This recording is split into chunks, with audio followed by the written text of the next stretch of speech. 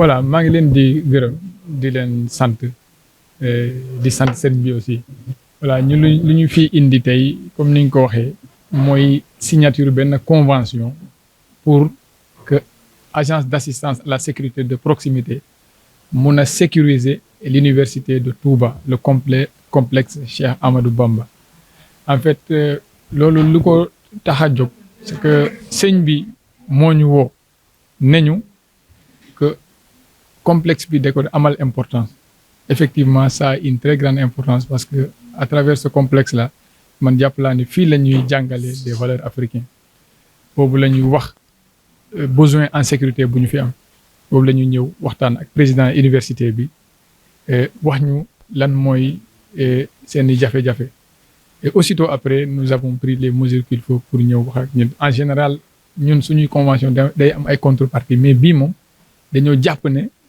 sëñ bi la ñuy liggéeyal moo tax ñu ñëwoon fi tey pour signer une convention pour sécuriser non seulement l'université mais aussi essayer de travailler à trouver à faire un transfert de compétences. Pourquoi?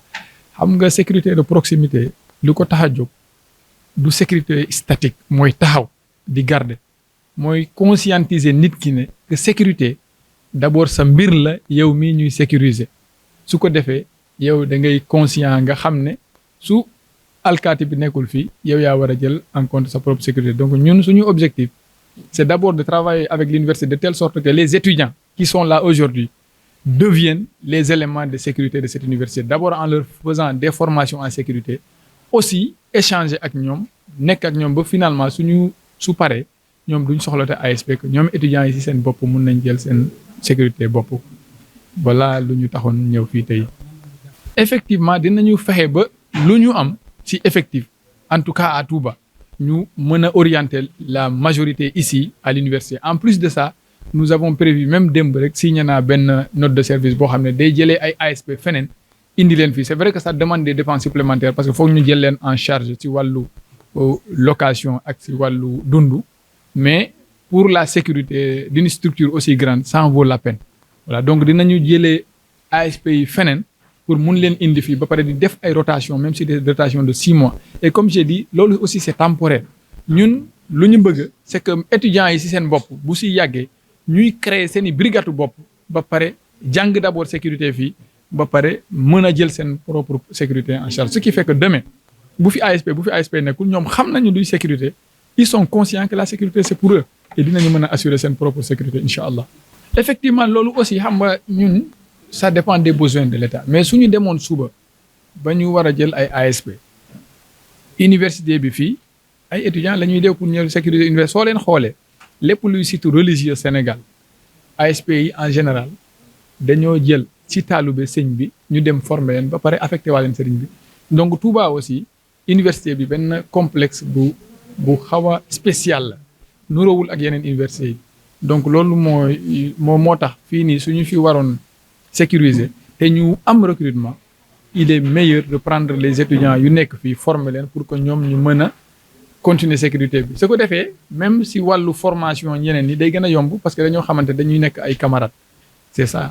Signature bi dafa am solo lool parce que sécurité dafa nekk benn aspect important surtout ci lu mel na complexe Cheikh Ahmadoul Khadim nga xam ne am nañu fi ñoo xam ne ñu ngi nekk ci institut du Coran am ñu nekk majalis bi am ñu nekk université bi mu nekk une population d'apprenants et d'étudiants boo xam ni macha allah xaw na takku plus personnel bi nga xam ni moo fi nekk. Donc le volet sécuritaire dafa nekk aspect boo xam ni c'est extrêmement important loolu moom moo tax ba nga xam ni président complexe bi jugé nécessaire de faire appel à l'agence de sécurité de proximité pour que ñu ñëw mën a sécuriser donc le site et les personnes et les biens dafa nekk aspect bu am solo. Je vous remercie. Effectivement, nous sommes venus aujourd'hui à Touba pour dans le cadre d'une signature d'une convention avec l'université de Touba, le complexe Cheikh Ahmadou Bamba Mbacké. Et le président de l'université nous avait exprimé son besoin de voir l'université sécurisée par l'ASP. Effectivement, cela fait partie des missions de l'ASP. Et nous irons au-delà. Au-delà de la sécurisation de cette université, nous prévoyons de transférer même la compétence, en quelque sorte, c'est de former les étudiants, même qui sont ici à l'université, à prendre en charge leur propre sécurité.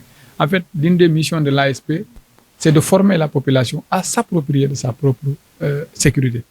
Et ici, non seulement nous allons déployer l'effectif qu'il faut pour sécuriser l'université, et nous prendrons aussi les mesures pour que les étudiants puissent s'approprier de leur propre sécurité pour les prendre en compte dans le futur, Inch'Allah. Oui, les former. Nous prendrons en charge la sécurité, la garde.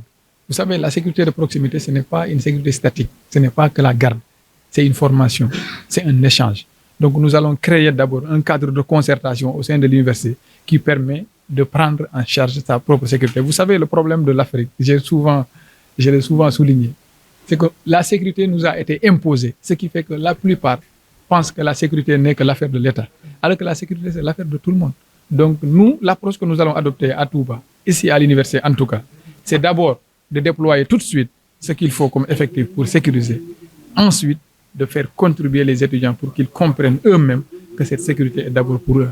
Cette signature de convention est extrêmement importante pour le complexe Cheikh Ahmadoul Khadim parce que ce complexe regroupe en son sein des entités extrêmement nombreuses. Nous avons l'Institut du Coran, nous avons l'Institut supérieur d'études islamiques Majalis et nous avons l'Université Cheikh Ahmadoul Khadim.